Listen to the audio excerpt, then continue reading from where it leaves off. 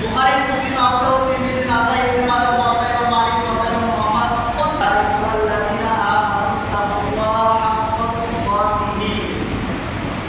শব্দ আরবি অর্থাৎ বলতে বলছে ইয়া আইয়ুহাল্লাযীনা আমানু, আল্লাহ সুবহানাহু ওয়া তাআলা বলেন যে হে ঈমানদার বান্দাগণ, হে বিশ্বাসী বান্দাগণ, ইমানদার কাকে বলে? বিশ্বাস করে যে আল্লাহ সুবহানাহু ওয়া তাআলা আছেন।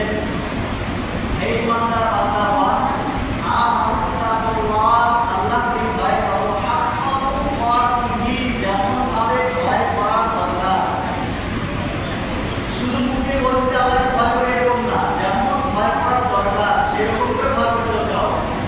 হাক্কা তুকাতিহি ওয়ালা তামুতুন্না ইল্লা ওয়া আনতুম মুসলিমুন, ওয়ালা তামুতুন্না, তোমরা মৃত্যুবরণ করো না, ইল্লা ওয়া আনতুম মুসলিমুন, যতক্ষণ পর্যন্ত তোমরা প্রকৃত মুসলমান হতে পারবে না। পৃথিবীর জমিনে আমরা যত মানুষ দেখছি সব মুসলমান মুসলমান করে দাবি করি, কিন্তু মুসলমানের যে কাজ, মুসলমানের যে ধর্ম, ইসলাম ধর্মের যে কর্তব্য, যে দায়িত্ব, সেগুলো যদি আমরা সঠিকভাবে পালন না করি, যেমন আজকালের মধ্যে দেখা যাচ্ছে 3 সপ্তাহ যদি জুমার নামাজ পড়ে কোনো একটা ব্যক্তি কোনো ওযুর পেছনে ছেড়ে দেয়, তাহলে ইসলামের দপ্তর থেকে তার নামটা কেটে দেওয়া হয়। তো এইরকম কোনো জিনিস যদি আমরা করি, অথচ আমরা মুসলমান, কিন্তু এইরকম কোনো এমন কোনো কাজ আমাদের মধ্যে হয়ে যায় যে সেগুলো ইসলাম ধর্ম থেকে খারিজ, তো সেরকম করে আমাদের নামগুলো কেটে যায়, কিন্তু আমরা বুঝতে পারি না, তাই না? তো আল্লাহ সুবহানাহু ওয়া তাআলা কি বলছেন? ইয়া আইয়ুহাল্লাযীনা আমানু তাকুল্লাহা হাক্কা তুকাতিহি, যেমন ভাবে ভয় করা দরকার সেরকম করে ভয় করতে হবে। ওয়ালা তামুতুন্না ইল্লা ওয়া আনতুম মুসলিমুন, তোমরা মৃত্যুবরণ করো যতক্ষণ পর্যন্ত প্রকৃত মুসলমান হতে না পারো। অতএব মুসলমান হওয়ার আগে মৃত্যুবরণ করো না, মুসলমান হয়ে মৃত্যুবরণ করো। তারপরে আল্লাহ সুবহানাহু ওয়া তাআলা বলেছেন কোন ব্যক্তিগুলো প্রকৃত মুসলমান। তাহলে প্রকৃত মুসলমান কারা? আমরা নিজের ধরতে পারবো? আমরা বলতে পারবো যে আমরা প্রকৃত মুসলমান? বলতে পারবো না। আল্লাহ সুবহানাহু ওয়া তাআলা বলেছেন মা আতাকুর রাসূলু ফাখুযুহু, মা আতাকুর রাসূলু ফাখুযুহু। একটা করে আয়াতের বর্ণনা অনেকগুলো পৃষ্ঠা করা হয়েছে। আমি শুধু এখানে তর্জমা বলি আর সাধারণভাবে বুঝে দেওয়ার চেষ্টা করি, যাতে কোনো ঝুটঝামেলা না থাকে, সংক্ষিপ্ত আকারে। ওয়ামা আতাকুর রাসূলু ফাখুযুহু ওয়ামা নাহাকুম আনহু ফান্তাহু ওয়াত্তাকুল্লাহ। কি বলেছেন? মা আতাকুর রাসূলু, আল্লাহর হাবিব সাল্লাল্লাহু আলাইহি ওয়াসাল্লাম যে কাজগুলি করে গেছেন, আল্লাহর হাবিব সাল্লাল্লাহু আলাইহি ওয়াসাল্লাম যে নসিহতগুলো আমাদের করে গেছেন, আল্লাহর হাবিব সাল্লাল্লাহু আলাইহি ওয়াসাল্লাম যে আমলগুলো করে গেছেন, আল্লাহর হাবিব সাল্লাল্লাহু আলাইহি ওয়াসাল্লামের আমলিয়াতের যে জিনিসগুলো ছিল, আল্লাহর হাবিব সাল্লাল্লাহু আলাইহি ওয়াসাল্লাম যেগুলো আমাদের করতে বলেছেন, ফাখুযুহু, সেগুলো তোমরা আঁকড়ে ধরো, সেগুলো তোমরা পালন করো, সেগুলো তোমরা আমল করো। ওয়ামা নাহাকুম আনহু ফান্তাহু, এবং যেগুলো থেকে মানা করেছে সেগুলো তোমরা বর্জন করো, সেগুলো তোমরা ছেড়ে দাও, তাহলে তোমরা প্রকৃত মুসলমান হতে পারবে। তারপরে আমরা কি বুঝতে পারলাম? যে নবী করিম সাল্লাল্লাহু আলাইহি ওয়াসাল্লাম যে জিনিসগুলো ধরতে বলেছেন সেগুলো যদি আমরা ছেড়ে দেই, প্রকৃত মুসলমান হওয়ার যোগ্যরা হবো না। আর যদি নবী করিম সাল্লাল্লাহু আলাইহি ওয়াসাল্লাম যে কাজগুলো আমাদের করতে গিয়ে করে গেছেন, যেগুলো নিষেধ করে, যেগুলো করতে বলেছেন, সেগুলো যদি আমরা করি তাহলে প্রকৃত মুসলমান হতে পারবো। আর যদি সেগুলো করতে না পারি, যেগুলো করতে নিষেধ করেছে সেগুলো আমাদের ছেড়ে দিতে হবে। আর সেগুলো যদি আমরা করি তাহলে নবী করিম সাল্লাল্লাহু আলাইহি ওয়াসাল্লামের কথা মহত্ব হয়ে গেল, তারা প্রকৃত মুসলমান হতে পারবে না। এটা কথা আল্লাহর হাবিব সাল্লাল্লাহু আলাইহি ওয়াসাল্লামের কথা এবং নবী করিম এবং আল্লাহ সুবহানাহু ওয়া তাআলা কোরআন কারীমের মধ্যেই বলে দিয়েছেন। কোরআন যেহেতু সত্য, তাহলে এই কথাগুলো সত্য। তাহলে আল্লাহর হাবিব সাল্লাল্লাহু আলাইহি ওয়াসাল্লাম আমাদের মানা দরকার আছে কিনা? অনেক রকমের হাদিস রয়েছে। যেমন মানুষ কয়টা হাদিস মেনে চলে? মানুষ শুধু শর্টকাট, শুধু যেটা সহজ হবে সেটা আমরা আমল করার চেষ্টা করি, যেটা কঠিন হবে সেটা আমরা করার চেষ্টাও করি না, মানার চেষ্টাও করি না, কোনো ভেবেও দেখি না যে একটু মানার চেষ্টা করে দেখি কি হবে এটা মানলে। যেমন দাড়ি কাটা নিয়ে কত কঠিন কঠিন হাদিস রয়েছে, দাড়ি কাটা নিয়ে কত কঠিন কঠিন হাদিস রয়েছে, কিন্তু আমরা মুসলমান হওয়া সত্ত্বেও হাদিস পাকের মধ্যে এত কঠোরভাবে নিষেধ করা হয়েছে যে যে ব্যক্তি মুসলমান হওয়া সত্ত্বেও দাড়ির মধ্যে খুব জ্বালায়, খুব একটা চেঁচে ফেলে বা খুব একটা দিকে কাটে, তো বলা হয়েছে যে আল্লাহর হাবিব সাল্লাল্লাহু আলাইহি ওয়াসাল্লামের গলায় সে ছুরি লাগিয়ে দিল।